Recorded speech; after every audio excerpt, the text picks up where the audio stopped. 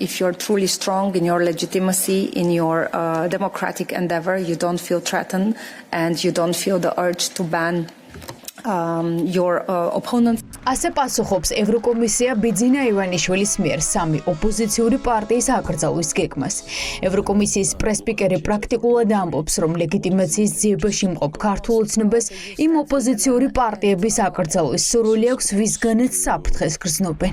What we have currently in Georgia is 4 ოპოზიციური პარტიიდან 3 აკრძალვის საფრთხის წინაშეა. ამიტომ მიგვაჩნია, რომ თუ ნამდვილად ასეთი ძლიერი ხარ საკუთარ ლეგიტიმაციასა და დემოკრატიულ ძალისხმევაში, საფრთხესაც არ გრძნობ.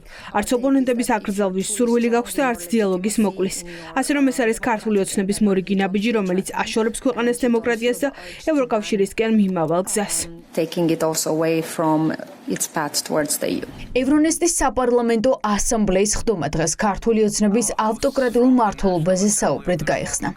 დარბაზში, სადაც ოცნების დელეგაცია არიჯდა ევროპარლამენტარებმა ღია თქვეს, რომ ის, რასაც ივანიშვილის გუნდი აკეთებს, არადემოკრატიულია და ქვეყანაში ერთპარტიული მმართველობა მყარდება. People gathering here are not lamenting. They are staying strong. ადამიანები აქ იკრიბებიან და არ წუწუნებენ. ისინი ინარჩუნებენ სიძლიერეს, როგორც საქართველოს სამოქალაქო საზოგადოება და პოლიტიკური პარტიები, რომლებიც აქ მოვიდნენ იმის მიუხედავად, რომ ხელისუფლების წარმომადგენლებმა დააკავეს მათი მეგობრები და კოლეგები. მიუხედავად იმისა, რომ ჯერ კიდევ გუშინ მათ პარტიებს აკრძალვა დაემუქრა. მიუხედავად იმისა, რომ ისინი აქ არიან, ჩვენ ევროპარლამენტარები ძალიან მკაფიოდ ვამბობთ, ეს გადაწყვეტილება არადემოკრატიულია და ეწინააღმდეგება დემოკრატიას და პლურალიზმს. იმ ქვეყნისთვის, რომელიც ისწრაფ ევროკავშირის წევრობისკენ. In a country that aspires membership in the European Union. ევრონესტის საპარლამენტო ასამბლეის უმაღლესი ტრიბუნიდან ევროპარლამენტის ვიცე-პრეზიდენტმა კობახიძის გუნდს მოუწოდა გაათავისუფლონ პოლიტიკური პატიმრები. შეწყვიტონ დევნა სამოქალაქო საზოგადოებაზე და გაუქმონ რეპრესიული კანონები. დემოკრატიული უკუსლა. ეს არის ერთადერთი სიტყვა, რომელსაც პარტნიორები ოცნების მმართველობის აღსაწერად იყენებენ. The picture is less optimistic in Georgia. ნაკლებად ოპტიმისტურ სურათს ხედავთ საქართველოში, სადაც დემოკრატიულმა უკუსლამ ევროკავშირში გაწევრიანების პროცესი დე-ფაქტო შეაჩერა. შემიძლია გავიმეორო ის, რაც სერგეიმ თქვა. ქართულმა ოცნებამ წამოაყენა ინიციატივა იჩივლოს საკონსტიტუციო სასამართლოში, რამდენიმე ოპოზიციური პარტიის აკრძალვის მიზნით, რაც პირდაპირ თავდასხმა დემოკრატიულ პლურალიზმზე და ეს უდიდესი შეშფოთების საგანია.